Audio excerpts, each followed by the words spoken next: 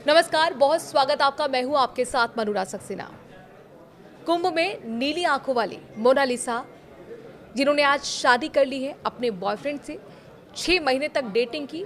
फराज से शादी करने के बाद लगातार उनका विरोध तेज हो गया है। उनकी ये शादी विवादों में आ गई है और सबसे सख्त टिप्पणी और कड़ी टिप्पणी जो सामने आई वो है मोनालिसा को इंडस्ट्री में, बॉलीवुड में इंट्रोड्यूस लाने वाले डायरेक्टर सनोज। उन्होंने कहा है कि ये कोई शादी नहीं है, ये कोई लव वाली शादी नहीं कहीं से, ये एक धर्मांतरण का खेल है, ये लव जिहाद है। सनोज जी खुद हमारे साथ स्टूडियो में मौजूद है। सनोज जी बहुत स्वागत है आपका न्यूज़ 18 पर। आप मोनालिसा शादी कर रही है, बालिग है, 18 साल की, अपने बॉयफ्रेंड से, आप इसे लव जिहाद कह रहे हैं? देखिए, अगर ये लव जिहाद नहीं होता तो जिस बंजारे फैमिली में रहती थी, जहाँ पर वो लोग रहते हैं महेश्वर में, ये अफेयर वहाँ क्यों नहीं हुआ? वहाँ पर क्या कोई लड़का नहीं था? कोई वहाँ पर इतना इंटेलिजेंट आदमी नहीं था?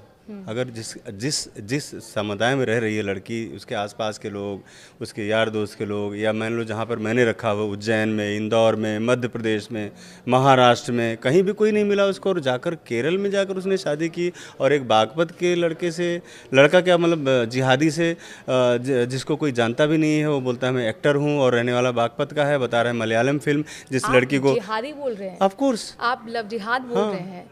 नहीं, बोल नहीं रहा हूँ, है ये से भी शादी कर ले, बागपत से ठीक शादी है, कर ले, केरल में जाके शादी कर ले, वो नाबालिग है, उसको अधिकार दिया गया है। अधिकार है, ठीक है, मैं उसको नहीं, ठीक है, लेकिन उसके पीछे जो मंशा है लोगों की, जो पीएफआई की जो मंशा है, जो इस्लामिक संगठन यहाँ काम करे, उनकी जो मंशा है, पहले उसको तो आप देखिए किस तरह से प्लान किया गया उसके पीछे। एक महाकुंभ से निकली हुई लड़की जो सनातन के नाम पर आगे बढ़ रही थी, ऑफ कोर्स ले रहा हूँ मैं, क्योंकि उसका गढ़ है, केरल उसका गढ़ है, जहाँ पर शादी हुई उसका गढ़ है, वहाँ पर जो नेता, वहाँ पर हाँ सरकार से प्रतिबंधित संगठन है, वहाँ के लोग वहीं से चला है संगठन, वो केरल से ही। और सारे वामपंथी वहाँ पर इकट्ठा हुए, अचानक सारे सांसद, मिनिस्टर, विधायक कैसे आ गए वहाँ पे अचानक से? सब प्लान वे में लेकर के जाया गया उस मासूम बंजारे को, उसकी बेटी को ले जाकर। आपके पास कोई सबूत है? अगर आप इतना बड़ा आरोप लगा क्या सबूत है? इसलिए चुना, आप ये कह रहे हैं कि क्योंकि वहाँ पर पीएफआई ऑफ कोर्स, यहाँ क्यों नहीं किया शादी? बागपत में कर लेता, दिल्ली में कर लेता, इसके लिए क्या जवाब आपके पास? थ्रेट है, थ्रेट मिल रही थी मुझे, धमकियां मिल रही थी। किस लिए धमकियां मिली थी? जब धमकी कोई ऐसी बात ही नहीं थी तो नहीं जाता कि उसका फादर लेके क्यों जाता उसको? अगर उसको पता होता कि भाई वो लड़का वहाँ जाके शादी करने वाला है, या उस लड़के के साथ शादी करने वाली उसी ने वहाँ पर बुलाया, तो उसका फादर क्यों लेकर के जाता? ये सवाल उठता है यहाँ पर। दूसरी बात, अगर गया तो उसको पता ही नहीं था कुछ कि हो क्या रहा है। वो थ्रेड वाली बात तो गलत है। वो तो उसको समझा कर कि तुम्हें अपने बाप के खिलाफ बोलना है, तुम्हें बताना है तुम्हें जान का खतरा है, ताकि उसको तब तो अलग सेपरेट, तब तो पुलिस उसको देगी कि भैया इसको जान खतरा है तो तुम लेके जाओ, बालिग है, अपनी मर्जी की मालिक है, जैसा मर्जी वैसा करेगी। लेकिन इसके पीछे जो दिमाग काम कर रहा है शातिर, वो है आतंकी संगठनों का, जो चाहते हैं कि इस देश, दुनिया, समाज में सनातन को बदनाम किया जाए। और उन्होंने आज किया है। ये बहुत बड़ा जो हुआ है कांड, ये बहुत बड़ी घटना है। और इसमें से अगर ये मेरे साथ तो जुड़ी हुई बात है, मान लो इस फिल्म से नहीं भी जुड़ा होता। आपके पास प्रूफ क्या है? आप इतना बड़ा आरोप लगा रहे हैं, ये प्रूफ क्या आपके पास कि इसके पीछे आतंकी संगठन है? भाई अगर नहीं है, नहीं अगर नहीं है तो एक चीज़ बताइए कि जो लड़की अपने बंजारा समुदाय से 1 मिनट के लिए कभी अलग नहीं होती थी, उसके पीछे इतनी बड़ी प्लानिंग करके अचानक 60 साल का प्यार कहाँ से आ गया? और वो भी बागपत में बैठा हुआ। आपसे मैंने पहले भी कहा, उसका जो समुदाय है, जहाँ पर जिस गांव में रहती है, जिस फैमिली में रहती है, और वो बड़ा कस्बा है, फिर उसके बाद वो शहर में रहती है, उज्जैन में रहती है, इंदौर में रहती है, वहाँ उसे क्यों प्यार नहीं हुआ? प्यार होता है ना आसपास के लोगों से। वो प्लान किया जाता है, भाई प्यार नहीं, प्लान किया जाता है। वो प्यार पूछने, ये देखिए, ये तो सवाल के जवाब को काटने वाली कोई भी बात आप कर सकते हैं, अलग बात है। लेकिन ये लॉजिक मैं आपको लॉजिक बता रहा हूँ। लॉजिक यही है कि कोई आदमी किसी को जानेगा, समझेगा, तभी उससे अफेयर होगा ना। ये तो जनाया गया, उसको बताया गया कि मैं बहुत अच्छा हूँ, मैं तुम्हारे लिए वीडियो कॉल करके ये करके, उस तरह उसको इमोशनली टॉर्चर किया गया और अपने फेवर में लिया गया। तो आप क्या जानते हैं फराज को? नहीं, मैं क्यों, मैं जानना भी नहीं चाहूँगा भाई, ऐसे लोगों से मैं जानना, मुझे नहीं जानना। जब आप उसके बॉयफ्रेंड को नहीं जानते तो फिर आप कैसे, किस आधार पर कह रहे हैं कि उसने लव जिहाद किया? जो चीज़ें आसपास आपको दिख रही हैं वो क्या लग रही हैं आप बताइए? जिस लड़के का कभी किसी ने नाम नहीं सुना हो, उसकी फैमिली भी नहीं जानती हो, और वो अचानक से लेके आए और उड़ा के लेके चला जाए, इसके पीछे होता है जो संगठन है, प्रतिबंधित संगठन है, उनको बहुत सारी फंडिंग मिलती है, पैसा मिलता है इस काम को करने के लिए, ताकि सनातन बदनाम हो और ऐसी लड़कियां प्रेरित हों आगे काम करने के लिए। इसलिए वो लोग इस पर काम करते हैं और बड़ी बारीकी से काम करते हैं। उनको ट्रेनिंग दी जाती है, उनको टीका लगाया जाता है, उनको कलावा पहनाया जाता है, भगवा उड़ते हैं, मंदिर में जाते हैं, सर पटकते हैं वहाँ पर। तो ये वही सब तो हुआ है इनके साथ। तो और क्या हुआ? कि ये शादी बहुत ज़्यादा टिकने वाली नहीं, है। टिकेगी नहीं टिकेगी मुझे इससे मतलब नहीं है, टिके ना टिके, अब तो जो होना था हो गया, बदनामी जो होनी थी वो हो चुकी है। तो टिकना न टिकना अब उसके पीछे मैं नहीं पड़ूंगा कि क्यों नहीं टिक रही, या भैया मैं सर पटकूँ कि कल छूट जाए, या सूटकेस में लोग बोल रहे हैं काट के फेंक देंगे, ये सब मुझे नहीं करना है भाई। उनकी शादी हुई वो जाए, मेरा बस ये है कि मेरा जो नुकसान होना था, मेरा मान सम्मान, मेरी इज्जत मर्यादा, 2 साल की जेल, 10 करोड़ का कर्जा और बहुत बड़ा मन में बोझ दे करके ये चीज़ें मेरे साथ में गई हैं। आपको कहाँ नुकसान पहुंचा दिया? आपकी मूवी की इन्होंने और उसके बाद फिर वो उन्होंने शादी की। मूवी की शादी की, अरे भाई मूवी करने के बाद जो ये माहौल जो गंद मची हुई है आज की तारीख में, तो इस माहौल में फिल्म को हमारे तो नुकसान हुआ है। कौन फिल्म देखना चाहेगा, कौन रिलीज करेगा उस फिल्म को? तो अब तो फिल्म पे ही सवाल खड़ा हो गया ना। तकलीफ तो मुझे इसी बात की है, नहीं तो मैं आंख बंद कर लेता कि भाई चलो कोई बात नहीं, जो मर्जी किया, शादी तो सब करते हैं ना, ठीक है जाने दो, कर लिया। लेकिन ऐसे टाइम पर किया है क्योंकि मेरी फिल्म देखिए धर्मांतरण पर आधारित है, और आज की तारीख में वही धर्मांतरण का शिकार हमारी हीरोइन हो चुकी है। इससे पहले भी मुझे ट्रैप किया गया, मुझे फंसाया गया ताकि पिक्चर बंद हो जाए, और फाइनली इस स्टेज में लाकर मुझे खड़ा कर दिया गया है कि हीरोइन को ही लोग भगा कर लेके चले गए। अब मैं क्या जवाब दूँ लोगों को? मैं कुंभ मेला से लेकर के आया था कि मैं इसको सेलिब्रिटी बनाऊंगा, और बना दिया था मैंने, वहाँ तक मैं लेके आ गया था। हालांकि मैंने कभी भी इस बात का क्रेडिट नहीं लिया, हमेशा मैंने ईश्वर को, महादेव को ही कहा, लेकिन मैंने मेहनत की और अथाह मेहनत की।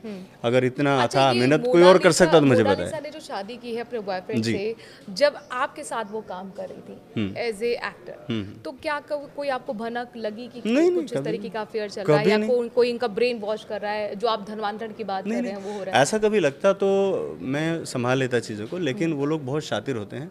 वो लोग जब घर के लोगों को खबर नहीं लगने दिया उन्होंने कि कब लड़की वीडियो कॉल पे बात करती है, कब क्या करती है, तो मैं तो दूर का आदमी हूँ। लेकिन शूटिंग के दौरान हम 2-3 महीने तक तो रहे साथ में, और उस दौरान वो सबके साथ फ्रेंडली थी, जैसे बच्चे की तरह थी वैसे थी, और जो भी था जिससे उससे बन पड़ता था वो काम किया, समझा बुझा के, डांट के, हंसा के, हर तरह से हम लोगों ने काम किया उसको लेकर। कितना बदलाव आप देखते हैं आज के टाइम पे, और जब मोनालिसा को आप लेकर आए? शॉक्ड। और मैं ये कहना चाहूँगा कि जो डिसीजन तक पर मैं कल तक प्राउड फील करता था कि मैंने जो डिसीजन लिया है कि गरीबों के भी सपने होते हैं और गरीबों का सपना पूरा करेगी मोनालिसा, आज वो सपना धर्मांतरण में परिवर्तित हो गया है। और मुझे अपने उस डिसीजन पर आज बहुत शर्म आ रही कि मैं वो कौन सा दिन था, कौन सी घड़ी थी जिस वक्त में उसको फिल्मों में लाने के लिए मैंने घोषणा की। पैसा भी काफ़ी अच्छा खासा लगाया, इन्वेस्ट किया है, क्योंकि आप बता रहे कि 20 करोड़ आपने 10 करोड़ आपने लिया था, अब वो कहीं ना कहीं स्टेक पर है। हाँ, मुझे लगता है कहीं ऐसा ना हो कि राजपाल वाली दुर्गति हो जाए मेरी। राजपाल को तो लोग हेल्प करने के लिए भी आ गए, मुझे तो नहीं आएगा कोई मदद करने। सनोज जी का कहना है कि उन्होंने मुद्दा चुना धर्मांतरण, उसमें एक बंजारन, खूबसूरत बंजारन को लिया, और ये सोचा कि एक अच्छे सब्जेक्ट पे मूवी बनेगी, लोग देखेंगे, आएंगे, सारी अपनी जमा पूंजी उन्होंने लगा दी। लेकिन धर्मांतरण का खेल सनोज जी के मुताबिक हीरोइन के साथ ही हो गया। जी बिल्कुल ऐसे ही हुआ। अच्छा, यही सच है और कुछ सच है ही नहीं। सनोज जी, तो फिर लोग तो ये भी कह सकते हैं ना कि आपको आर्थिक नुकसान होता देखकर आप फिर ये आग बबूला हो रहे हैं और ये एक फ्रस्ट्रेशन निकाल रहे हैं, कहते हुए कि उसके साथ धर्मांतरण हो गया, जबकि वो तो लव मैरिज है। नहीं, लव मैरिज है, तो मैंने पहले भी कहा कि लव मैरिज वहाँ पे जाके क्यों किया, केरल में क्यों किया, वामपंथियों के बीच में क्यों किया, जहाँ पर कम्युनिस्ट और इन सब की सरकार, वहीं क्यों किया। ये तो आप यहाँ भी कर सकते थे, दिल्ली में कर सकते थे, और लीगल थे, बालिग थे आप लोग, यही कर लेते ना। ये पूरी सोची समझी साजिश है, और ये पूरे जो प्रकरण आपको देख रहे हैं कि किसी को कानों कान खबर ना हो, उनके घर वालों को खबर ना हो, मुझे खबर ना हो, और पूरा प्लान करके एक झूठे फिल्म के बहाने, उनको रोल देने के बहाने, बाप को रोल देने के बहाने उनको किस तरह से बुलाया गया, पैसा दिया गया, ट्रेनिंग के बहाने उसको समझाया गया, सिखाया गया, पढ़ाया गया। ये भी चीज़ें सामने आ रही हैं, जो ट्रेनर मोनालिसा को दिया हुआ था, तो वो ट्रेनर की भी कोई भूमिका रही है? देखिए, कई सारे ट्रेनर हमारे यहाँ काम कर चुके हैं, और सारे ट्रेनर जो भी थे, जैसे ही मैं जेल गया वो सब पलट गए, वो सब बन गए दलाल, और वो बाहर से कोई छोटा मोटा काम आए, कुछ आए तो उनके पीछे पीछे भागने, उनको कमीशन मिलने लगा था।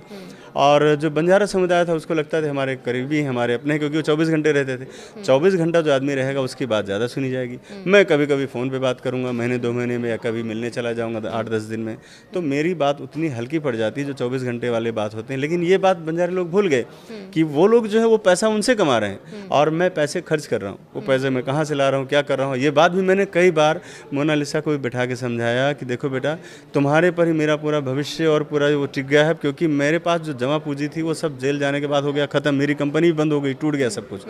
अब ये पैसे मैं बाजार से उठा रहा हूँ और ब्याज पर, और इसमें तुम्हारी सबसे बड़ी जिम्मेदारी है, क्योंकि तुम अच्छा काम नहीं करोगी, तुम सीरियस नहीं रहोगी तो मेरी फिल्म का नुकसान होगा।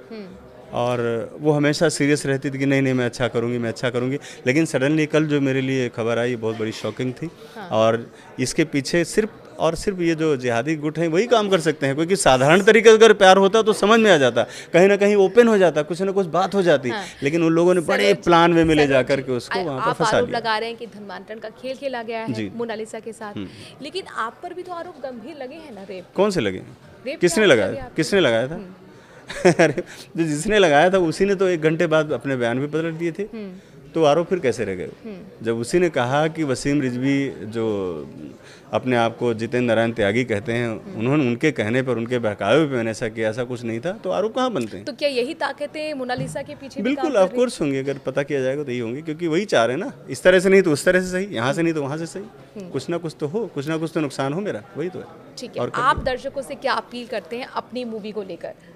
अब मेरी मूवी का तो भविष्य मुझे नहीं पता है, लेकिन बस ये है कि मैंने दर्शकों से ये कहना चाहूँगा, मैंने बहुत पवित्र भावना के साथ और एक देश के बहुत बड़े मुद्दे को दिखाने की कोशिश की थी, लेकिन मुझे पहली बार घेरा गया, जेल गया, और दूसरी बार ये जो वारदात हुई है इस लड़की को ले जाकर शादी करा देना और विधर्मियों के बीच में, इस सबसे मतलब मैं बहुत आहत हो गया हूँ। और जो मेरा हौसला अभी तक कभी नहीं टूटा था वो कल दोपहर से टूट गया। और मैं सबसे ये कहना चाहूँगा कि भाई ऐसी घटनाएं ना हो, अपने बच्चों को समझाएं, उन्हें अच्छी शिक्षा दें, उन्हें धर्म के बारे में बताएं।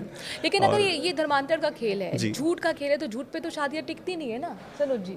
मैं इस बारे में कुछ नहीं कहना चाहूँगा। झूठ सच तो बाद देर हो जाएगी ना, तब तक तो अब 4-5 अब्दुल हो जाएंगे उसके, तो वो चीज़ें नहीं, फिर आदमी बन जाता है उसमें, कोई बाहर नहीं जा सकता।